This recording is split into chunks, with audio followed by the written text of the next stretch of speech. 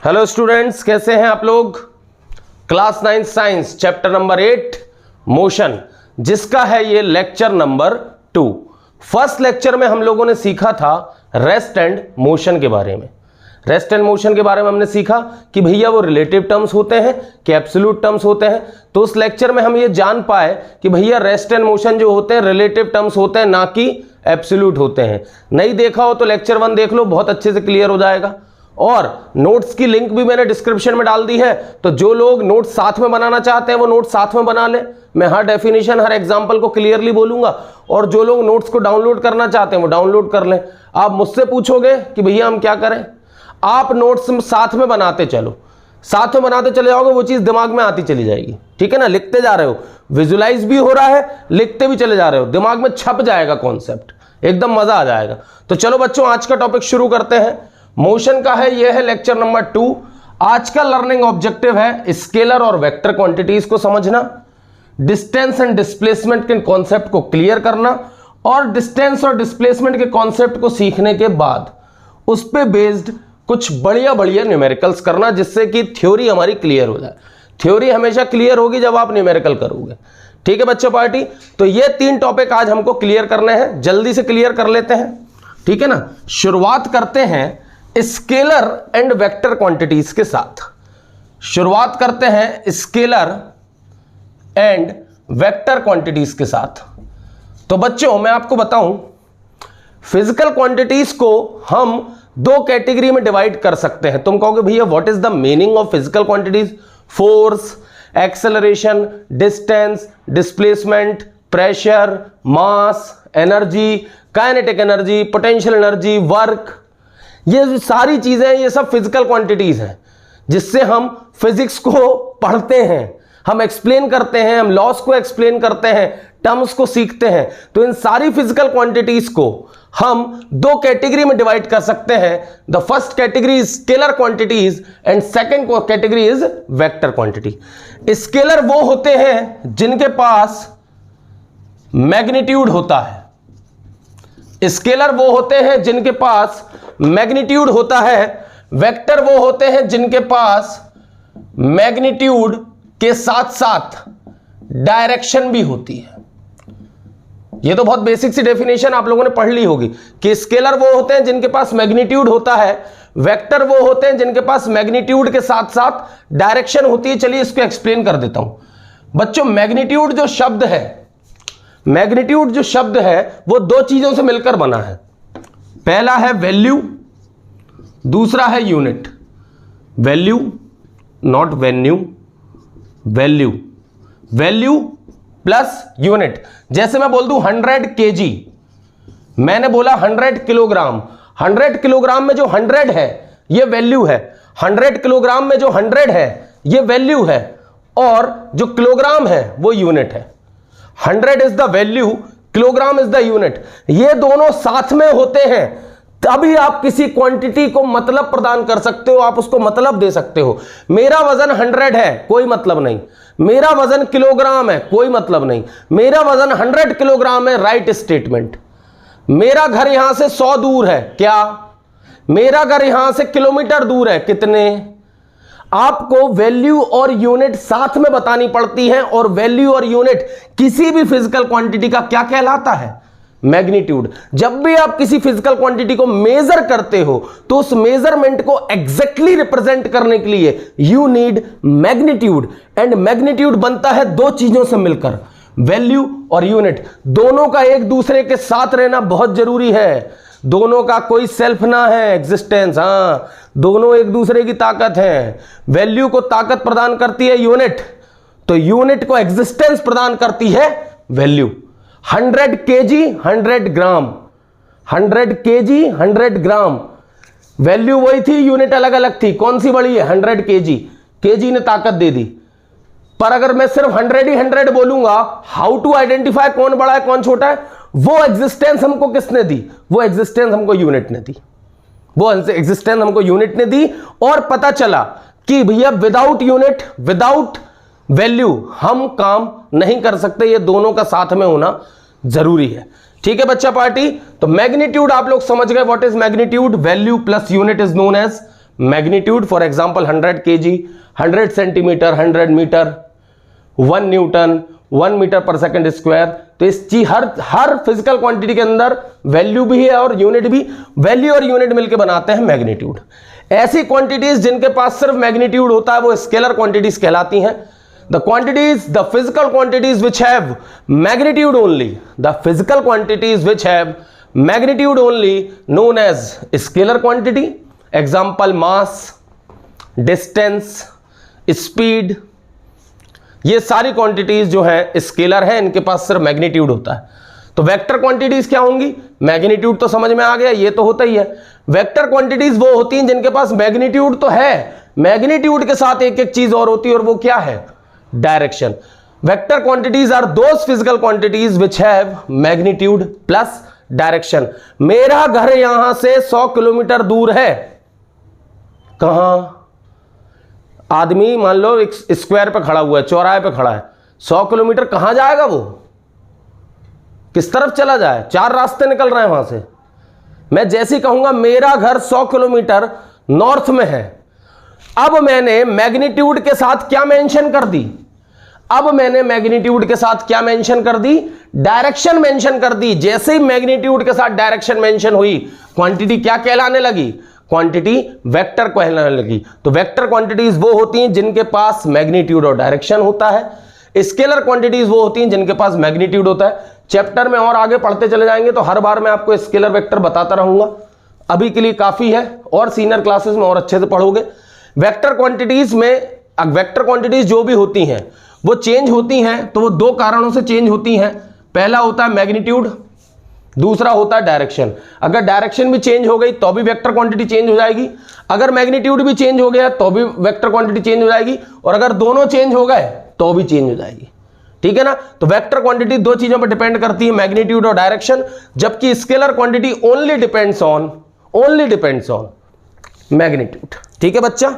चलिए, वेक्टर के एग्जांपल्स हो जाएंगे वेलोसिटी, डिस्प्लेसमेंट, ठीक है ना, एक्सेलरेशन, फोर्स। फोर्स एक वेक्टर क्वांटिटी क्यों है भैया? फोर्स के साथ, फोर्स के पास मैग्नीट्यूड भी है और डायरेक्शन भी है। तो हम कहोगे भैया डायरेक्शन कैसे? ये देखो, ये जो पेन है, पेन को मैं ऊपर उठा रहा हूं, तो मैंने कुछ ना कुछ फोर्स लगाया होगा, उसका कुछ मैग्नीट्यूड होगा, 1 न्यूटन, 2 न्यूटन, 3 न्यूटन, और मेरे द्वारा लगाए गए फोर्स की डायरेक्शन में ही पेन ऊपर आ रहा है। मैंने पेन को ऊपर की तरफ खींचा, मैंने पेन को ऊपर की तरफ खींचा, मतलब मेरा फोर्स ऊपर की तरफ लगाया था। मेरा फोर्स ऊपर की तरफ लगाया था, वो उसकी डायरेक्शन थी। मैंने कितना लगाया था, वो उसका मैग्नीट्यूड था। मतलब एक फोर्स के पास मैग्नीट्यूड और डायरेक्शन दोनों होते हैं, इसलिए वो एक कैसी क्वांटिटी है? वेक्टर क्वांटिटी है। चलिए, आई थिंक आपको क्लियर हुआ होगा। अगला टॉपिक पे आते हैं, डिस्टेंस एंड डिस्प्लेसमेंट। आज का मेन कोर्स यही है। अभी तक आपने स्टार्टर्स खाया है, नाउ अब आप मेन कोर्स की तरफ आगे बढ़ रहे हैं, डिस्टेंस और डिस्प्लेसमेंट की तरफ आगे बढ़ रहे हैं। चलिए, डिस्टेंस और डिस्प्लेसमेंट पे आगे बढ़ते हैं। एक एग्जांपल से ही समझ लेते हैं। तुम्हारा रियल लाइफ एग्जांपल है ये, मालूम है? ये तुम्हारे साथ डेली होता है। ये डिस्टेंस डिस्प्लेसमेंट में ये तुम्हारे साथ डेली होता है। मान लो ये तुम्हारा घर है, पॉइंट ए, पॉइंट बी तुम्हारे फ्रेंड का घर है, पॉइंट सी कोई तुम्हारा नाश्ता करने की जगह है, और पॉइंट, यहाँ पे ऑटो निकलते रहते हैं, थोड़ा सा डिस्टर्बेंस होता है, उसके लिए आई एम सॉरी, एडजस्ट कर सकते हैं आप लोग। फिर से बात कर लेते हैं। पॉइंट ए है वो तुम्हारा घर है, पॉइंट बी तुम्हारे फ्रेंड का घर है, पॉइंट सी वो जगह है जहां तुम थोड़ा बहुत नाश्ता करते हो, समोसा कचौड़ी खाते हो, और पॉइंट डी तुम्हारी कोचिंग है। तुम तुम्हारे घर से निकले कोचिंग जाने के लिए, तो ये तो तय है तुम सीधे तो जाओगे नहीं। तुम कहोगे यार पहले चलो दोस्त के यहाँ चलते हैं, उसको उठा लेते हैं मतलब साथ में ले लेते हैं। तुम अपने दोस्त के यहाँ पहुंच गए। अब तुम्हारे दोस्त ने कहा यार सुन ना, अभी 10 मिनट बाकी हैं यार, सुन यार कुछ तो खा लेते हैं, मन 1 घंटा 2 घंटा कितना लग जाए कोचिंग पता नहीं यार, बहुत भूख लग रही है, खाली पेट मन नहीं करेगा यार।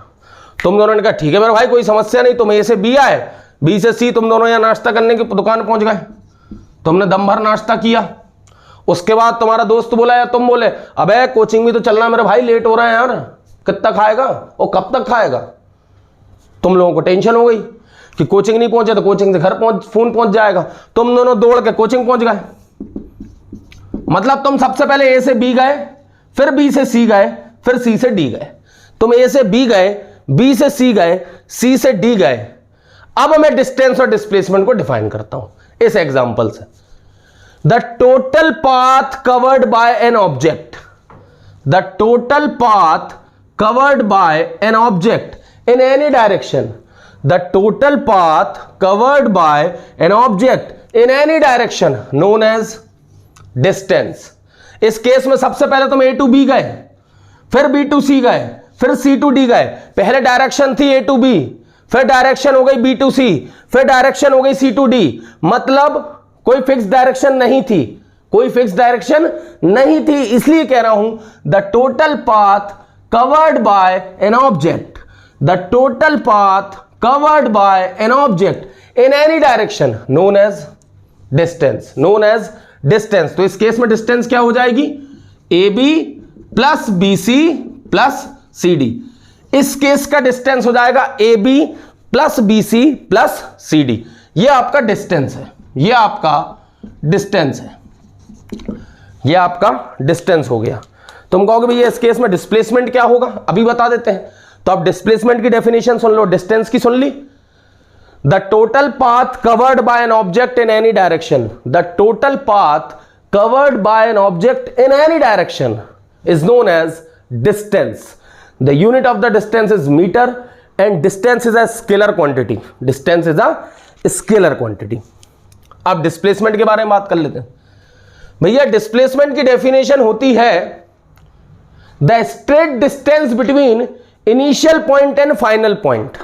The straight distance between initial point and final point. Initial point क्या था? तुमने शुरुआत यहां से करी थी।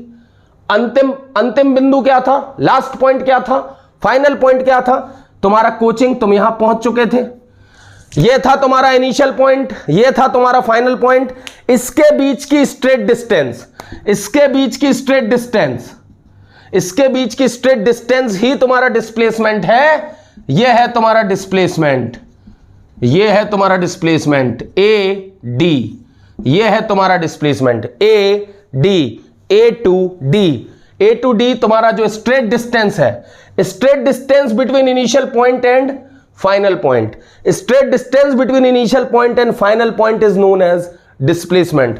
तो according to your this figure, this example, आपके घर से लेके आपके कोचिंग का तो जो ट्रेवल है उसका जो फिगर मैंने बनाया, उसके according what is your distance? AB plus BC plus CD। आप A से निकले B गए, B से निकले C गए, C से निकले D गए। एक्चुअल पाथ आपका जो था वो आपका डिस्टेंस था, जो आपने एक्चुअली ट्रेवल किया वो आपका डिस्टेंस था। तो आप कहोगे भैया हमने डिस्प्लेसमेंट एक्चुअल ट्रेवल नहीं किया। डिस्प्लेसमेंट कभी एक्चुअल ट्रेवल नहीं होता। आप ट्रेवल तो डिस्टेंस ही करते हो, डिस्प्लेसमेंट तो ट्रेवल होता है। आगे और सीखोगे इस लाइन को। आप तो एक्चुअली डिस्टेंस ट्रेवल करते हो। The total path covered by an object in any direction. पर मुझसे पूछा गया भैया डिस्प्लेसमेंट क्या होगा? वो भी मैं निकाल सकता हूं, तुम्हारी जर्नी का डिस्प्लेसमेंट भी निकाल सकता हूं। कैसे? इनिशियल पॉइंट और फाइनल पॉइंट के बीच का स्ट्रेट डिस्टेंस, इनिशियल पॉइंट और फाइनल पॉइंट के बीच का straight distance is known as displacement. दोनों की यूनिट मीटर होती है। डिस्टेंस की यूनिट भी मीटर है, डिस्प्लेसमेंट की यूनिट भी मीटर होती है। डिस्टेंस एक स्केलर क्वांटिटी है, नोट्स में सारी बातें लिखी हुई हैं।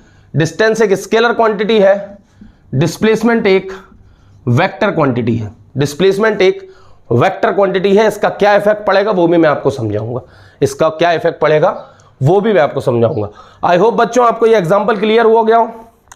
अगर जो लोग डेफिनेशन लिख रहे हैं वो लोग एक बार लिख लें। The total path covered by an object in any direction, the total path और actual path, the total path और actual path covered by an object in any direction is known as distance. The unit of the distance is meter and distance is a scalar quantity. Displacement, the straight distance between, the straight और straight की जगह shortest भी बोल सकते हो, the straight shortest distance between initial point and final point. The straight shortest distance between initial point and final point is known as displacement of the object, is known as displacement of the object. The unit of displacement is meter. This unit of displacement is meter and it is a vector quantity. ठीक है बच्चा party. एक example और देख लेते हैं, एक example से और समझ लेते हैं।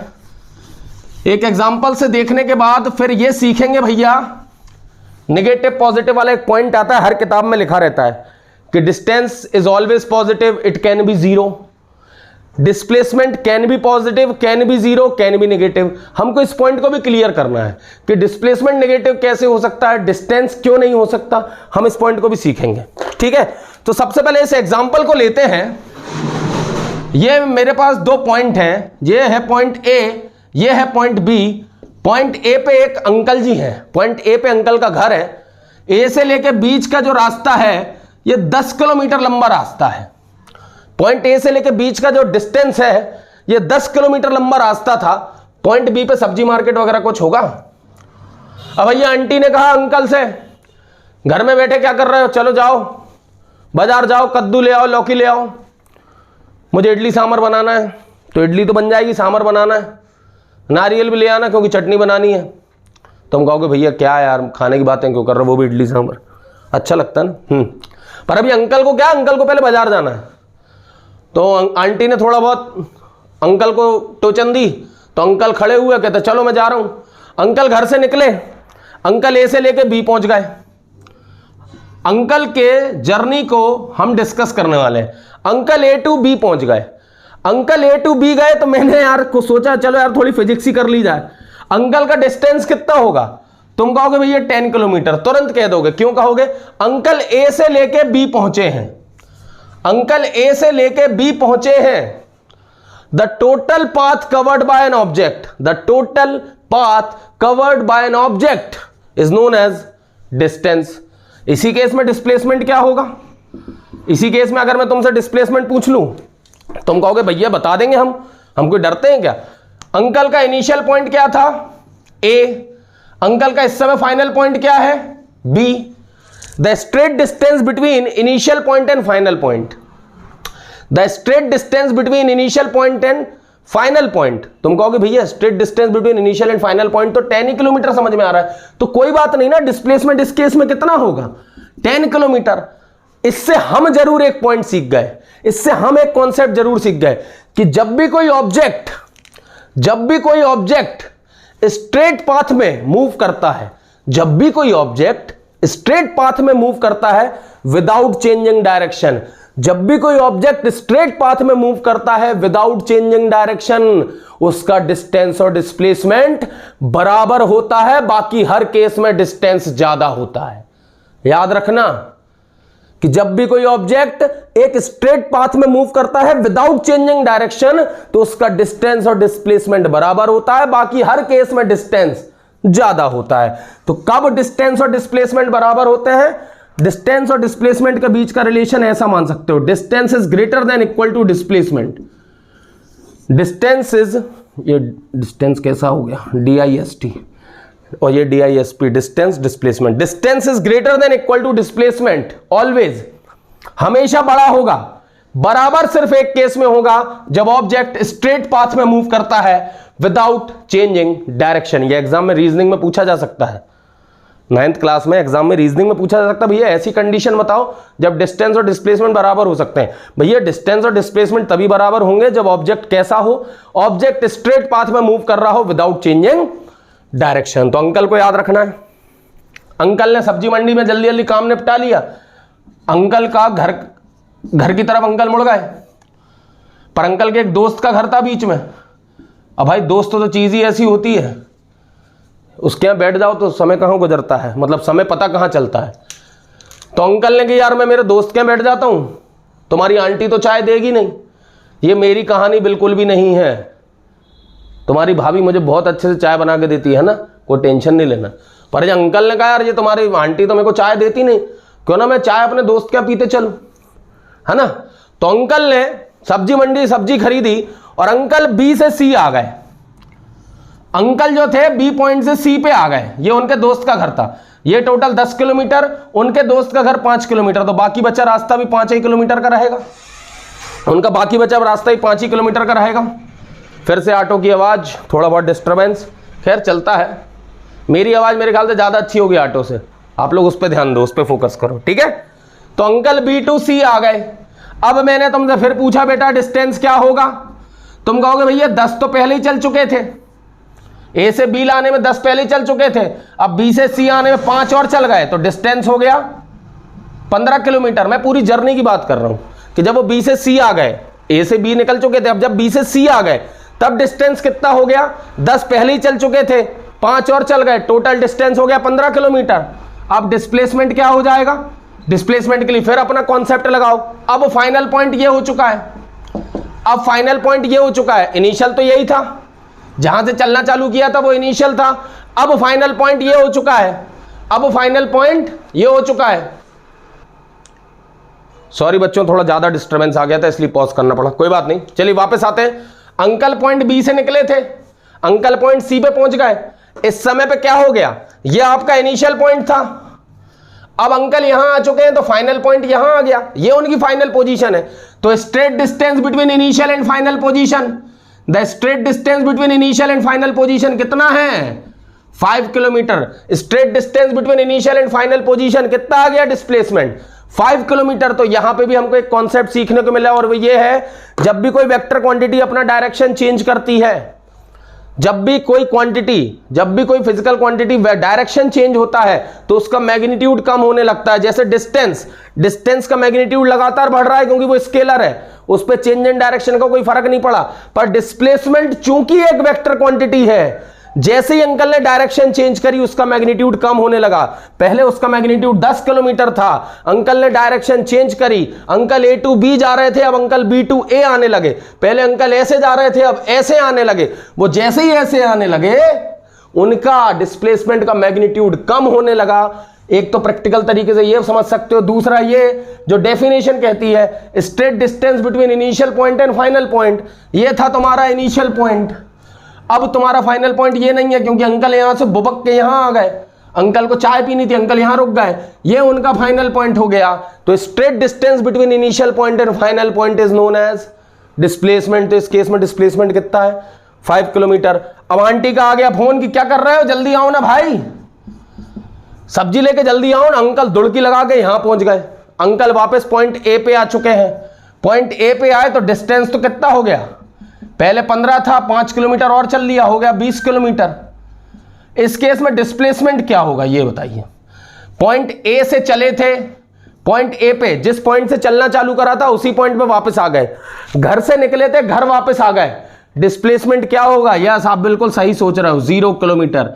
तो इस कॉन्सेप्ट से भी हम एक बात सीख गए कि भैया डिस्प्लेसमेंट 0 कब होता है, जब आप जिस पॉइंट से चलना चालू करो, जिस पॉइंट से आप जर्नी स्टार्ट करो, यदि आप वापस उसी पॉइंट पे पहुंच गए, जिस पॉइंट से आप जर्नी स्टार्ट करो, यदि आप वापस उसी पॉइंट पे पहुंच जाओ तो आपका डिस्प्लेसमेंट क्या हो जाता है, 0 हो जाता है। आपका डिस्प्लेसमेंट क्या हो जाता है बच्चों, 0 हो जाता है। तो इस ग्राफ से हमको, इस एग्जांपल से 3 बातें सीखने को मिली कि डिस्टेंस और डिस्प्लेसमेंट सिर्फ एक ही केस में बराबर हो सकते हैं, बाकी हर केस में डिस्टेंस बड़ा होगा, बाकी हर केस में डिस्टेंस बड़ा होगा, सिर्फ एक केस में डिस्टेंस और डिस्प्लेसमेंट बराबर हो सकते हैं, और वो क्या है, जब कोई ऑब्जेक्ट स्ट्रेट पाथ में मूव करता है without direction changing.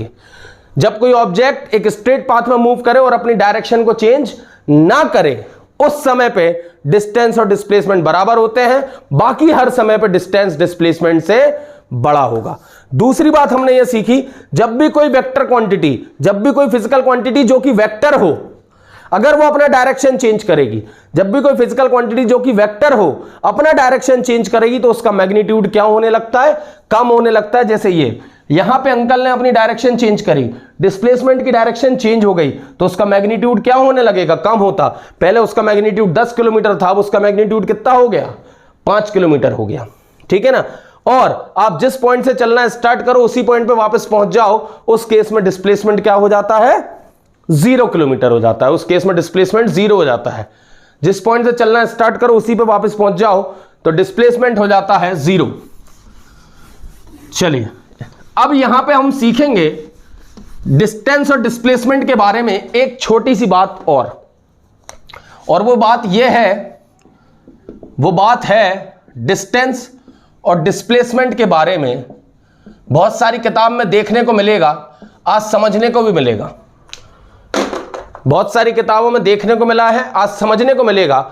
Distance zero हो सकता है, डिस्टेंस पॉजिटिव हो सकता है, पर डिस्टेंस नेगेटिव नहीं हो सकता। डिस्टेंस जीरो कब हो सकता है? जब आपने चलना चालू ही नहीं किया, आप अपने घर पे बैठे हो, आपने स्टार्ट ही नहीं करा चलना, उस केस में आपका डिस्टेंस क्या है? जीरो। पर एक बार यदि आपने चलना स्टार्ट कर दिया, आपने मोशन स्टार्ट कर दिया, अब आपका डिस्टेंस पॉजिटिव ही होगा, वो नेगेटिव नहीं हो सकता। वो डिस्टेंस नेगेटिव नहीं हो सकता क्योंकि वो एक स्केलर क्वांटिटी है। डिस्प्लेसमेंट जीरो भी हो सकता है, डिस्प्लेसमेंट पॉजिटिव भी हो सकता है, और डिस्प्लेसमेंट नेगेटिव भी हो सकता है। मेरा इंटरेस्ट इस पे है, ये समझाओ ये नेगेटिव कैसे हुआ गुरु, ये समझना है कि डिस्प्लेसमेंट नेगेटिव कैसे हुआ। क्योंकि डिस्प्लेसमेंट नेगेटिव समझ में आएगा तो ये भी समझ में आएगा वेलोसिटी क्यों नेगेटिव होती है। ये सिर्फ डायरेक्शन का खेल है और कोई खेल ना है। तो अपन इसको समझ लेते हैं एक ग्राफ के माध्यम से, एक ग्राफ के माध्यम से समझ लेते हैं। ये रहा मेरा ओरिजिन, रेफरेंस पॉइंट, ये पॉजिटिव एक्स एक्सिस, ये नेगेटिव एक्स एक्सिस, ये पॉजिटिव वाई एक्सिस, ये नेगेटिव वाई एक्सिस। बोर्ड में दिख रही कि नहीं? अरे बिल्कुल दिख रहा है, शानदार दिख रहा है। सॉरी, मान लो ये पॉइंट्स के नाम देता हूं मैं 1 2 3 4, ये 5, ये 6, ये मान लो पॉजिटिव एक्स है और ये काय में है? किलोमीटर में। तो ये 1 2 3 4 5 6 7 ये जब किलोमीटर में है, अगर इस तरफ है तो इस तरफ नंबर लाइन आपने पढ़ी है, इस तरफ क्या होंगे? नेगेटिव में होंगे। -1 -2 -3 -4, आखिर में ये भी नंबर है, सिर्फ ये रिप्रेजेंट करते हैं कि आप ओरिजिन से राइट साइड हो पॉजिटिव, आप ओरिजिन से लेफ्ट साइड हो नेगेटिव। सिर्फ डायरेक्शन का खेल है। Negative sign only represents that direction. अब कोई भाई साहब यहां से निकले, वो यहां से यहां तक गए, कहां तक? ये इधर तक गए, ये देखो यहां से यहां तक गए, तब उनका डिस्टेंस कितना होगा? अभी अपन ने बात कर ली, डिस्टेंस हो जाएगा 7 किलोमीटर, डिस्प्लेसमेंट हो जाएगा 7 किलोमीटर, क्योंकि वो स्ट्रेट पाथ में है। वो 0 से लेके 7 तक गए, उस केस में डिस्टेंस कितना होगा? 7 किलोमीटर। डिस्प्लेसमेंट कितना होगा? 7 किलोमीटर, क्योंकि दोनों ने स्ट्रेट पाथ में ट्रेवल किया। अब उन्होंने क्या किया, यहां से वो इस पॉइंट से यहां तक गए, अब उन्होंने अपनी डायरेक्शन को क्या कर लिया? पलट लिया। वो वापस आने लगे, कुछ भूल गए होंगे। वो यहां से निकले घर से, घर उनका मान लो पॉइंट 0 पे था, ये उनका घर था, घर से वो निकले, आगे गए 7 किलोमीटर तक। क्या भूल भाल गए यार? मान लो स्ट्रेट पाथ पे गए, बिल्कुल घर से एकदम सीधे निकल के 7 किलोमीटर स्ट्रेट गए, तो डिस्टेंस भी 7 किलोमीटर, डिस्प्लेसमेंट भी 7 किलोमीटर। अब उन्होंने कहा यार मैं कुछ भूल गया, तो वो यहां से पलटे वापस। जब वो यहां से वापस पलटे और वापस अपने घर के पॉइंट तक आए, वापस अपने घर के पॉइंट पे आए, तो डिस्टेंस कितना हो गया? डिस्टेंस 7 किलोमीटर गए थे, 7 वापस आ गए, डिस्टेंस हो गया 7 + 7 कितना? 14 किलोमीटर। देखो डिस्टेंस लगातार बढ़ता जा रहा है, हमेशा पॉजिटिव है। पर तुम्हें मालूम है डिस्प्लेसमेंट क्या होगा? क्योंकि डिस्प्लेसमेंट की तो डेफिनेशन है, डिस्प्लेसमेंट की तो डेफिनेशन है straight distance between initial point and final point. Straight distance between initial point and final point. आप यहीं से चलना चालू किए थे, वापस यहीं आ गए, आपका इनिशियल पॉइंट और फाइनल पॉइंट दोनों सेम है। आपका इनिशियल पॉइंट और फाइनल पॉइंट दोनों सेम है। इसका मतलब आपका डिस्प्लेसमेंट कितना हो गया? इस पॉइंट पे जैसे ही आप वापस घर आए हो, आपका डिस्प्लेसमेंट हो गया भैया 0। तो displacement can be positive, displacement can be 0। इस ग्राफ से समझ में आ गया। नेगेटिव कैसे समझ में आएगा? अब आप अपने घर से उस तरफ जाने के बजाय किस तरफ निकल गए? पीछे तरफ जाने लगे। आप अपने घर से ऐसा जाने लगे, आपने घर से वापस उसी डायरेक्शन में नहीं गए, अब आपने घर से इसी डायरेक्शन में कंटिन्यू रखा। आप मान लो यहां तक आ गए, मान लो यहां तक आ गए, ये -5, ये -6, आप यहां तक आ गए -6, तो ये आपका डिस्प्लेसमेंट होगा -6 किलोमीटर। ये है नेगेटिव डिस्प्लेसमेंट। तुम कहोगे भैया माइनस का मतलब क्या? हमारा कोई डिस्प्लेसमेंट ही नहीं है। बिल्कुल है आपका डिस्प्लेसमेंट, आपका डिस्प्लेसमेंट 6 किलोमीटर है। तो भैया यहां माइनस क्यों लगा है? माइनस ओनली रिप्रेजेंट्स दैट जो डायरेक्शन आपकी इनिशियल थी अब वो नहीं है। माइनस का और कोई मतलब नहीं। Minus here only represents that कि जो आपकी डायरेक्शन थी इनिशियली, जो आपकी डायरेक्शन इनिशियली थी अब वो बदल चुकी है, अब वो आपके मोशन की डायरेक्शन नहीं रही। माइनस साइन सिर्फ ये रिप्रेजेंट करता है, 6 रिप्रेजेंट करता है मैग्नीट्यूड को, 6 रिप्रेजेंट करता है मैग्नीट्यूड को। 6 kilometre is the magnitude, minus sign is the direction. 6 kilometre is the magnitude, minus sign is the direction, दोनों मिलकर बनते हैं वेक्टर क्वांटिटी जो कि एक डिस्प्लेसमेंट होता है। Initially displacement towards the right था, initially displacement towards the right था 7 किलोमीटर। जब आपने अपनी डायरेक्शन चेंज करी टुवर्ड्स लेफ्ट आने लगे, आपके डिस्प्लेसमेंट का मैग्नीट्यूड कम होने लगा। पहले 7 था, फिर 6 हुआ होगा, फिर 5 हुआ, फिर 4 हुआ, फिर 3 हुआ, फिर 2 हुआ, फिर 1 हुआ, और जैसे ही तुम इनिशियल पॉइंट पे आए वो क्या हो गया, 0 हो गया। अब तुम वापस 0 से अगर उस तरफ जाते तो वो फिर पॉजिटिव होता, पर तुम अपनी इनिशियल डायरेक्शन में नहीं गए, तुम उसी डायरेक्शन में पीछे तरफ बढ़ते रहे। तो ये -6 किलोमीटर में ये 6 किलोमीटर मैग्नीट्यूड को रिप्रेजेंट कर रहा है, माइनस ये रिप्रेजेंट करेगा कि आप अपनी ओरिजिनल डायरेक्शन में नहीं गए हो। अब आप किस तरफ निकल गए, आप अपोजिट डायरेक्शन में निकल गए हो, माइनस ये रिप्रेजेंट करता है। इसलिए displacement can be 0, positive and negative, and distance is 0 and positive only. I hope बच्चों क्लियर होगा। थोड़ी सी जोश ज़्यादा आ गया, पढ़ाते पढ़ाते आ जाता है, कई बार है आ जाता है, मेंटेन कर लेना, ठीक है, आदत हो जाएगी तुम लोगों की हमारे साथ। चलिए कुछ बढ़िया से न्यूमेरिकल कर लेते हैं जल्दी जल्दी और फिर आगे बढ़ते हैं, है ना। न्यूमेरिकल एग्जाम्पल कर लेते हैं, ठीक है, नोट्स में भी मिलेंगे न्यूमेरिकल। पहला कोई बेसिक सा न्यूमेरिकल कर लेते हैं। मान लो ये एक बेसिक सा न्यूमेरिकल है, ये ए है, ये बी है, ये सी है। एक अंकल जी यहाँ खड़े, तुम कहोगे बड़ा अंकलों का, यार अंकलों के पास कोई काम नहीं है ना इस समय, इसलिए अंकलों का एग्जाम्पल दे देते हैं। मान लो अंकल एक गए हैं 3 किलोमीटर A to C, फिर C to B गए हैं 4 किलोमीटर। अंकल कहाँ गए हैं सबसे पहले, डिस्टेंस एंड डिस्प्लेसमेंट निकालना है आपको। क्वेश्चन ये है, इस फिगर में एक अंकल जी दिए हुए हैं, वो A to C गए 3 किलोमीटर, फिर C to B गए 4 किलोमीटर। डिस्टेंस और डिस्प्लेसमेंट निकालो। तो डिस्टेंस तो मालूम है क्या हो जाएगा, total path covered by an object in any direction. पहले A to C गए, फिर C to B गए। AC कितना था 3 किलोमीटर, CB कितना था 4 किलोमीटर, डिस्टेंस आ गया 7 किलोमीटर। पर भैया डिस्प्लेसमेंट क्या आएगा, डिस्प्लेसमेंट होता है straight distance between initial point and final point. यहां से उन्होंने चलना चालू किया था, ये उनका इनिशियल पॉइंट है, यहां पे आके रुके हैं, ये उनका फाइनल पॉइंट है। तो straight distance between initial point and final point, straight distance between initial point and final point is known as displacement. तो उनका डिस्प्लेसमेंट हो जाएगा AB, उनका डिस्प्लेसमेंट हो जाएगा AB। अब AB मुझे साफ समझ में आ रहा है, हाइपोटेनियस है, राइट ट्रायंगल का हाइपोटेनियस। तो AB का square is equal to AC का स्क्वायर प्लस BC का स्क्वायर। ये AB का स्क्वायर आपको निकालना है। AC का स्क्वायर आपको कितना दिया हुआ है 3 का स्क्वायर, BC का स्क्वायर कितना दिया हुआ है 4 का स्क्वायर। अरे हम हरे कलर के मार्कर से ही लिखना चालू हो गए, सॉरी। तो AB का square is equal to 9 plus 16। तो AB इज इक्वल टू हो जाएगा 9 प्लस 16, ये स्क्वायर है तो वहां स्क्वायर रूट चला जाएगा। तो AB इज इक्वल टू हो जाएगा √25। तो AB आ गया मेरे ख्याल से 5 किलोमीटर।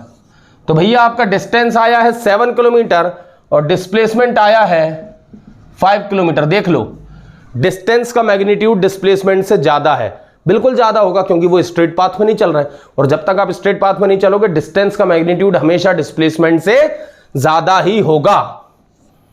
तो distance is more than displacement, इस एग्जांपल से भी आपने क्लियर कर लिया। एक न्यूमेरिकल और कर लेते हैं बढ़िया वाला, एक न्यूमेरिकल और कर लेते हैं। ये तो बढ़िया बेसिक न्यूमेरिकल है, बनी जा रहे हैं आप लोगों से। मेरे नोट्स मैंने डिस्क्रिप्शन में डाल रखे हैं, उसमें भी आप लोग देख लेना। एक न्यूमेरिकल और कर लेते हैं बढ़िया वाला, ठीक है ना। एक ये सर्कल है, एक ऑब्जेक्ट या एक बंदा जो है पॉइंट A से पॉइंट B तक जा रहा है, पर अलोंग द सर्कमफ्रेंस जा रहा है। वो ऐसे नहीं गया, वो अलोंग द सर्कमफ्रेंस, ये सर्कल की सर्कमफ्रेंस पे घूम के गया। और इस सर्कल की रेडियस कितनी है R, इस सर्कल की जो रेडियस है R, और वो बंदा पॉइंट A से निकला और वो सर्कमफ्रेंस से घूमता हुआ पॉइंट B पे, मतलब उसने सेमी सर्कल में ट्रेवल करके पॉइंट B तक आया है। इस केस में आपको डिस्टेंस और डिस्प्लेसमेंट बताना है। इस केस में आपको डिस्प्लेसमेंट और डिस्टेंस बताना है, मैंने कि बता देंगे, बड़ा आसान काम है हमारे लिए। कैसे आसान काम है, देखो मेरे भाई, डिस्टेंस क्या हो जाएगा, the total path covered by an object in any direction. The total path covered by an object in any direction, तो डायरेक्शन की बात ही नहीं कर रहे हैं, टोटल पाथ कवर्ड। अगर वो पूरे सर्कल में ट्रेवल करता तो टोटल पाथ क्या होता cover 2 pi R, circumference of the circle. अगर वो पूरे सर्कल में ट्रेवल करता तो टोटल पाथ कवर्ड क्या कहलाता, circumference of the circle 2 pi R. पर वो हाफ सर्कल में ट्रेवल करा है इसलिए 2 पाई आर डिवाइडेड बाय 2। तो व्हाट इज डिस्टेंस, डिस्टेंस आ गई पाई आर। कैसे निकली distance pi R, half circle में घूमा है, हाफ सर्कमफ्रेंस में घूमा है, फुल सर्कमफ्रेंस है 2 पाई आर। फुल सर्कमफ्रेंस होती है, अगर फुल सर्कमफ्रेंस में घूमता तो 2 पाई आर, पर हाफ सर्कमफ्रेंस में घूमा इसलिए डिवाइड कर दिया 2 से, पाई आर। अब बात कर लेते हैं इसी केस में डिस्प्लेसमेंट की। तो डिस्प्लेसमेंट हमारा क्या होता है, इनिशियल पॉइंट और फाइनल पॉइंट के बीच का स्ट्रेट डिस्टेंस। ये रहा इनिशियल पॉइंट, ये रहा फाइनल पॉइंट। इनिशियल पॉइंट और फाइनल पॉइंट के बीच का स्ट्रेट डिस्टेंस, इनिशियल पॉइंट और फाइनल पॉइंट के बीच का स्ट्रेट डिस्टेंस डिस्प्लेसमेंट होता है। तो डिस्प्लेसमेंट इस केस में हो जाएगा ए बी, डिस्प्लेसमेंट हो जाएगा इस केस में ए बी। तो भैया ए बी क्या है, A B is the diameter of the circle. A B क्या है, साफ समझ में आ रहा फिगर से, डायमीटर ऑफ सर्कल। जब A B is the diameter of circle है और diameter of circle 2 times of क्या होता है, diameter of the circle is 2 times of radius. तो ये आ गया आपका डिस्प्लेसमेंट, ये था आपका डिस्टेंस। आई होप बच्चों डिस्टेंस और डिस्प्लेसमेंट का कॉन्सेप्ट क्लियर हुआ होगा। बहुत जल्द बहुत सारे वीडियोस अलग अलग प्रकार के इस चैप्टर के आने वाले हैं, बस बने रहिए साथ में और अपना प्यार दिखाते रहिए। जय हिंद, जय भारत।